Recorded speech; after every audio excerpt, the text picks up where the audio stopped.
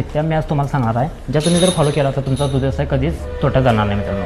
आजपर्यंत दूध व्यवसाय करत असताना मी 4 कंडिशन फॉलो करत आलो आहे. त्यामुळे मित्रांनो आज माझा दूध व्यवसाय प्रगतीच्या मार्गावर आहे. तर मित्रांनो पहिली कंडिशन ती म्हणजे आपल्या गोठ्यातील ब्रीड म्हणजे जनावर गाय असो किंवा म्हैस ती कोणत्या जातीचं असावं, कोणत्या प्रकारचं असावं, गाय किंवा म्हैस खरेदी करताना कोणत्या प्रकारची करायची. तर मित्रांनो आजच्या घडीला जनावरांच्या वाढत्या किमती पाहता म्हैस ही 10 लिटरच्या वरची दुधाची असेल तर ते आपल्याला परवडते मित्रांनो. ते 10 लिटर दूध देत असेल तर तिचा खर्च वगळता आपला थोडा नफा राहतो. आणि जनावरांच्या इतक्या किमती वाढतात की आपल्याला जनावर घेण्यासाठी लाख रुपये मोजावे लागतात.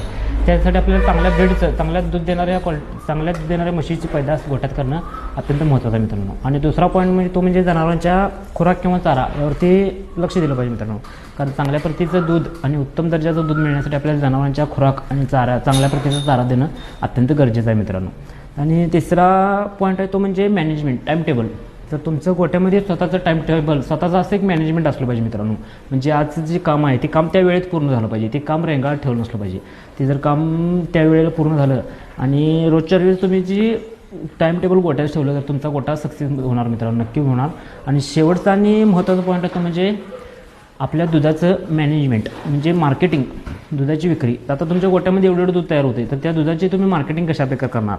तर तुम्ही तर ते दूध डेअरीला घालायचं म्हटलं तर डेअरीला तुम्हाला 60-65 रुपये इतका दर मिळणार मित्रांनो. तेच जर दूध तुम्ही म्हशीचं दूध जर तुम्ही घरगुती तुम्ही स्वतः जाऊन फिरून विक्री केली तर ते तुम्हाला मित्रांनो 70 ते 72 रुपयाने दर पडू शकतो मित्रांनो.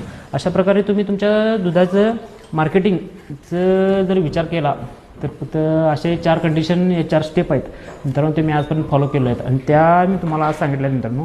अशा प्रकारे तुम्ही जर स्वतः मन लावून स्वतः जिद्द आणि कष्ट करून तुमचा व्यवसायात केला तर व्यवसाय नक्की प्रगतीच्या मार्गावर जाणार हे मी तुम्हाला 100% खात्रीने सांगतो मित्रांनो.